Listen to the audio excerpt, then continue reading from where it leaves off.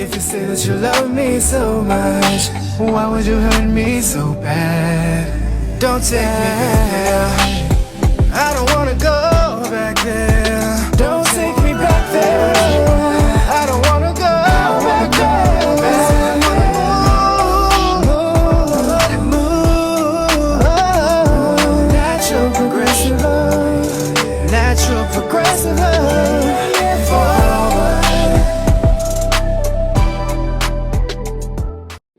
My name is James. James Leftyr is my artist name. I am from New York City. I was born in Brooklyn. I was raised in Harlem, New York. Always going back and forth though. My family members always had me going. My mom always had me going to see my grandma back and forth and stuff. I also started school in Brooklyn, so it was like a back and forth thing when we first got our apartment. But yeah, so I'm from New York City. Of course, I like to sing, songwrite. I started playing like the keyboard when I was younger, in like third or fourth grade, I believe. I used to always do recitals with that. Also, I was always in choirs throughout school and like church. My grandma always told me that I could sing, but I was just like, I don't know, like, you know, like it's just something that I like to do, but not necessarily like I want to do it at first, you know? Okay. And then also I used to watch a lot of Barney as a kid, and like I stick to it. Like I remembered, I memorized the alphabet in like Hebrew, and it was I think it was Hebrew and Spanish. I didn't know Spanish growing up. I am mixed. I'm Black and Puerto Rican, but I didn't learn Spanish. All right, so your new single is titled Forward. Yes, Forward is out. Yes, we're gonna do a little quick icebreaker. And just talk about some things that would cause you in a relationship to either stay or move forward from that relationship. Okay. All right. Snoring. I could deal with snoring. You can deal with snoring. I can deal with snoring because I feel like I have my moments where I don't snore all the time, but if I'm in a deep sleep, I know I can do it. Okay. And people dealt with me in my snoring, so I can do it. All right. Snacking in bed. I snack in bed a lot, so I also have to say that that's a keeper for me. Okay. All right. Let's snack together. I love eating. All right. Always late. I don't like that because that's a deal breaker in a way for me, because it's just like I make it my business to show up on time all the time, prepped and ready. So it's just like I can't do the lateness. So you moving forward. Moving forward on that one. Yep. All right. And breath. Is that a question? No, you cannot talk to me or be in a relationship with me with bad breath. That's the first thing. I can't even kiss you in the morning with my morning breath. Like, that's not for me. I'm sorry. No? Okay. Here's my favorite. They don't love Brandy. Wow. You guys, Brandy's my favorite singer of all time. Like, biggest inspiration ever. So, with my partner not loving or liking Brandy as much as me, I already dealt with it. And sometimes it gets hard because we start to go back and forth with our favorite artists and start to compare and stuff like that. And I'm just like, we can't compare these two. Like, whoever, they're great in their own right and they've all made their own mark.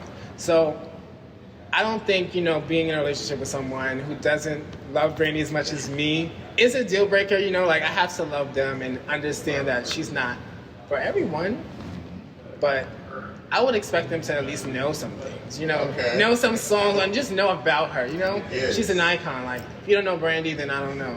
Yes. And speaking of Brandy, she's a major influence on you, of course. Yes. Talk about the influence that she's had as well as some of the other artists that you look up to and kind of that have helped mold your sound. Okay, so of course Brandy, like just the whole harmonies and stacking situation, I was always big on that in choir. So when I got introduced to her, I've always known Brandy, but at about 10 years old or 11 years old, that's when I knew who she really was, what she was really doing. And then I just followed her, and then in choir, they just always talk about harmonies and stuff like that.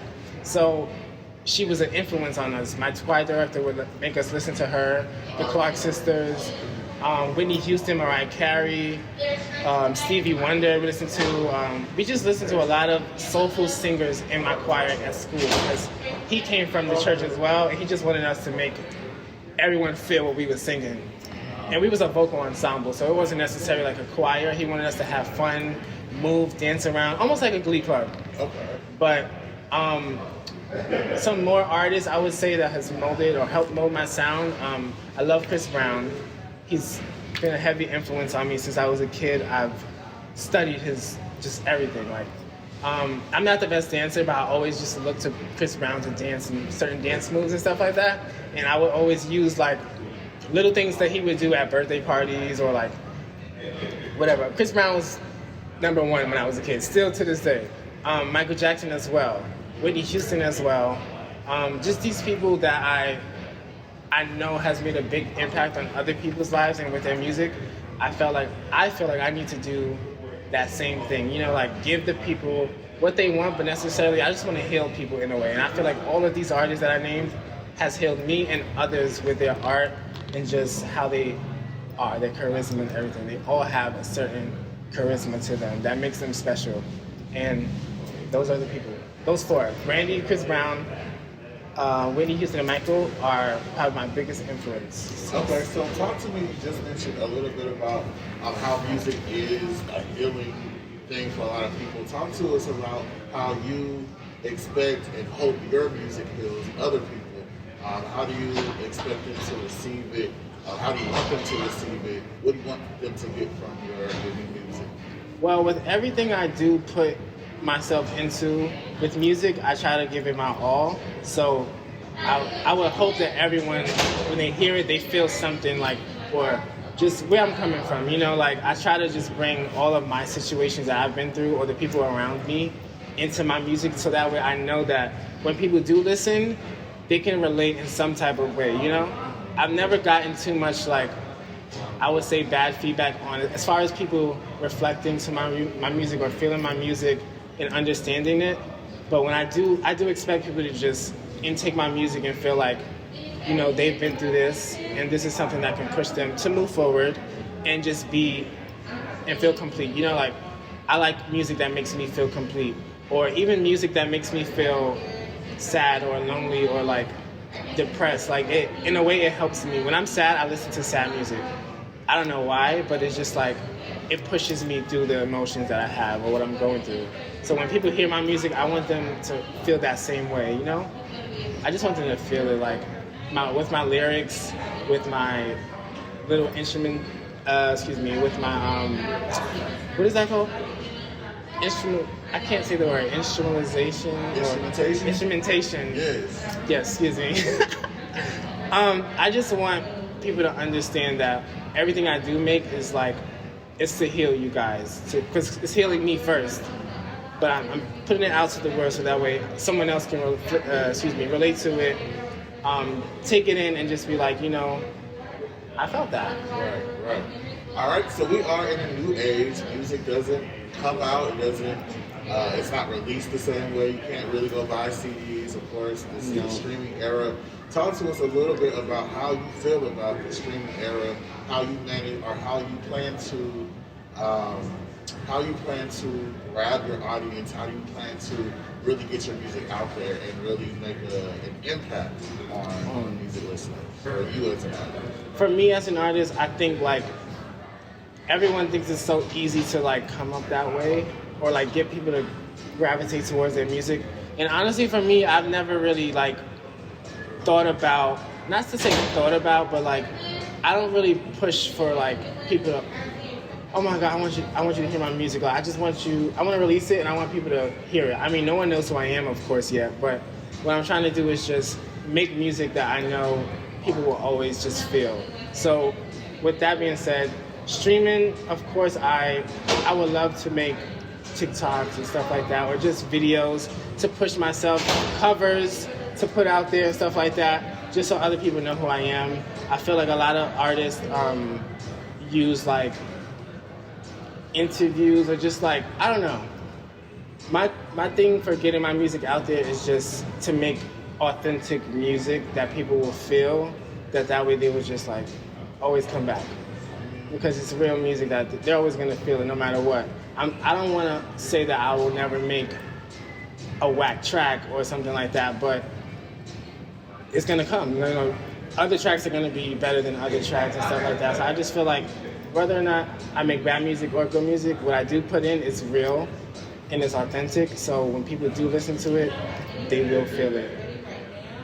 And with that being said, let's talk a little bit about bad music and things of that nature. Of course, everybody, a major topic on today's music listeners, ears is the state of R&B. So how do you feel being I'm going to assume you consider yourself an R&B artist. Yeah. How do you feel about the state of R&B and what you can contribute to it? The state of R&B right now, a lot of people feel like it's dead. A lot of people feel like no one is being heard in R&B right now. And in my opinion, I think the only way you will hear it is if you go out and look or listen. Like if you take your time to actually look for people that make good music, or just there's certain playlists. Right now, streaming era, you can find different playlists and find different artists and come across them like out of nowhere. And then you go to their album and just really get in. And that's how I get into new artists within the R&B world, because they're not pushed as the rappers now. Like rap is dominating again, like it was doing kind of in the early 90s, and then R&B took over. Then it like fluctuated with R&B and rap. But now I just think what I can contribute to that, the new R&B that's right now, that's popping, that I feel like her, Summer Walker.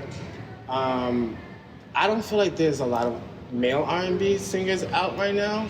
So what I do want to do is just like make sure that I could fit that spot for the male guys and the gay male guys, because I am part of the LGBTQ community. And I just feel like I want people to always know that even though I am gay, that I will always still make music for everyone to feel. It's just not going to be about one topic or one person or this. Like I'm very well grounded in everything. Like I want everyone to feel me. So yeah. All right. Take me through your evolution personally and musically since your last single, Blinded. Blinded, wow. First single ever. Well, when I made Blinded, and even in the process of Blinded, and even after I released it, which was like 2018, in the beginning and after, I was really depressed. The state of my mind was not well. I was very sick in the head. I was just not doing things I would normally do the right way, not thinking how I would normally think.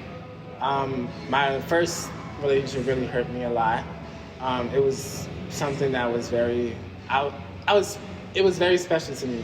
And when everything like broke off, it was just like, I didn't understand. And I was just lost, like I was lost.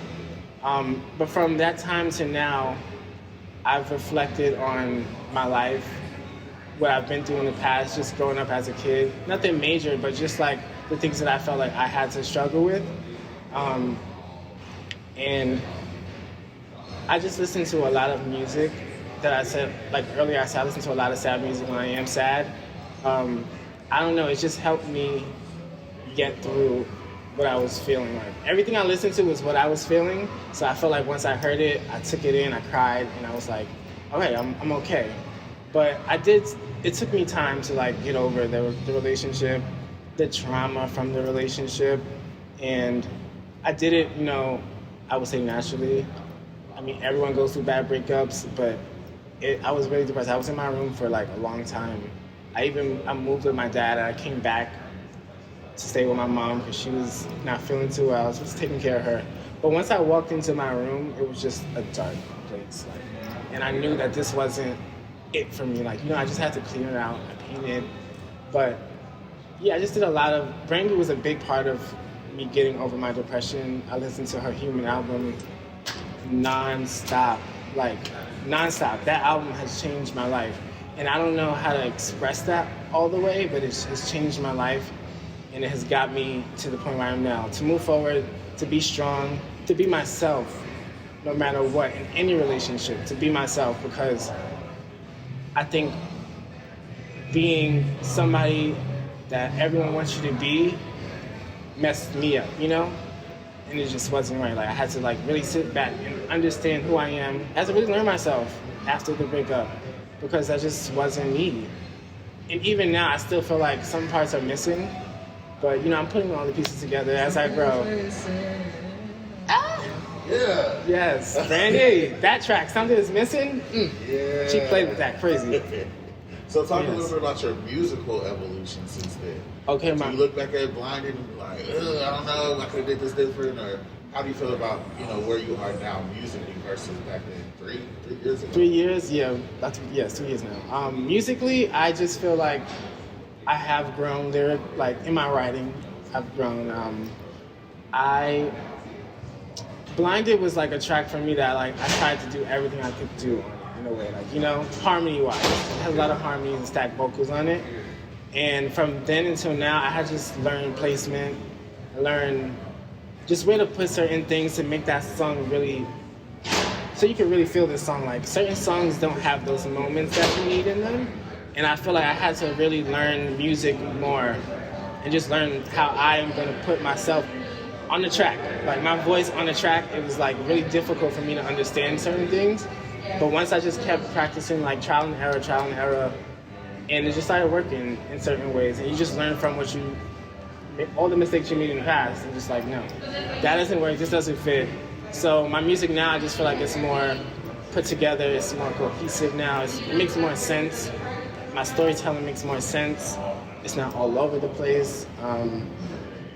And in 3 years, like, and I didn't even do it all on my own, like learning and watching other people is what really helped me understand. And I understand everything like by ear. I don't really know too much in depth of the actual music, classical music stuff, and like reading music. I can read music a little bit because I played the keyboard when I was a kid, but like I don't know too much of everything. Everything's just by my ear and me understanding it, hearing it. So yeah, I would just say my music is just more put together now. It's just more, it's better.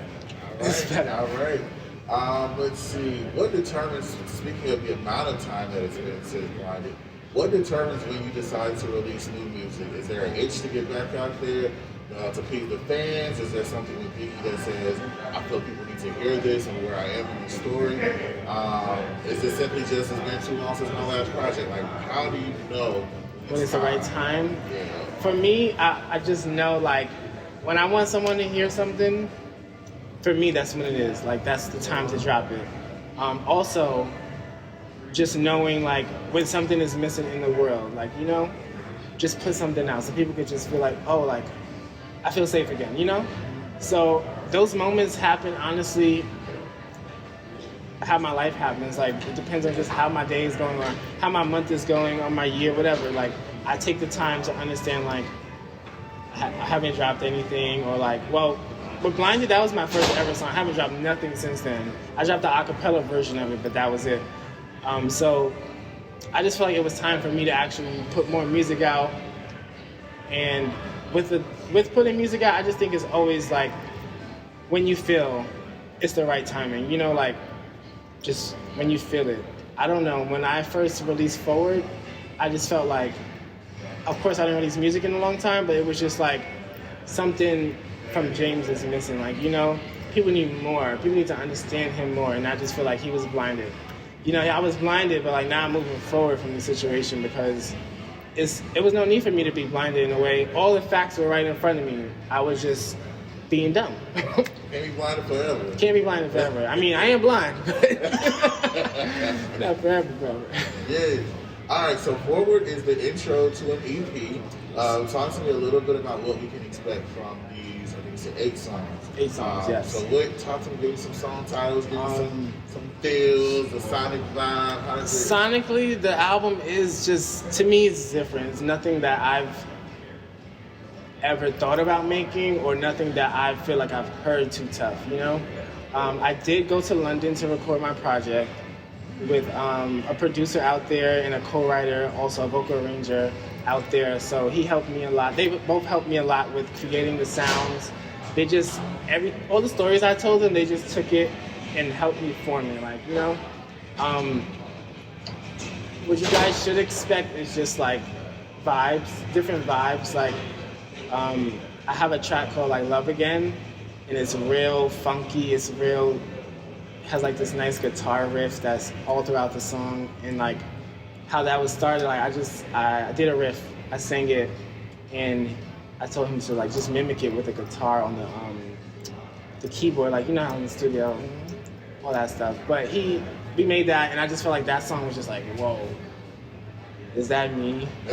Is it me, or just like, I don't know, it was just different. So I just think that you guys should expect something different, nothing that you've heard before, or just like the sounds, the beats are just different. That's all I can say. Okay. So yeah, Love Again, and Love Again is probably one of my favorite tracks after Forward, as well as Goodbye. Goodbye is a really good song. It's just like ending out the EP in a way, like just to let everyone know that I'm done feeling this way of being broken or being sad, blinded, and I just wanted to move forward from everything. So I just want to say goodbye to the hurt, and after this project, you guys just expect some great stuff from me, from the first one. Like, it's gonna be a story. Okay. Everything. So there's more to come. It's more. It's more. Absolutely. It's more. You guys will see. I promise. All right. All right. So then, let's go ahead and end it out. Do you have anything that you want to tell your fans? Anything you want to tell people? Other artists that they look up to?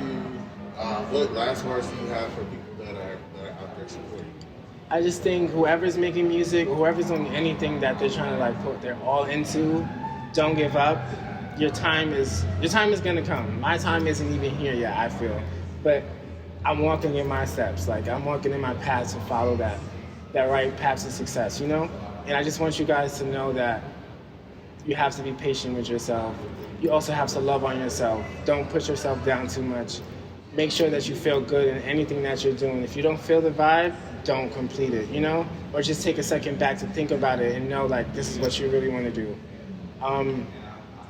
And I just want you guys to expect the EP to come soon, very soon, this year, followed by another project at the ending of the year. That's all I'm gonna say. All right. And I love you guys. Thank you so much for just tuning in, listening. Again, this is my first ever interview, so I want to thank Kim for even just inviting me to do this. I came to Atlanta to party, but I also came to Atlanta to enjoy this moment because it was something that I felt was very special.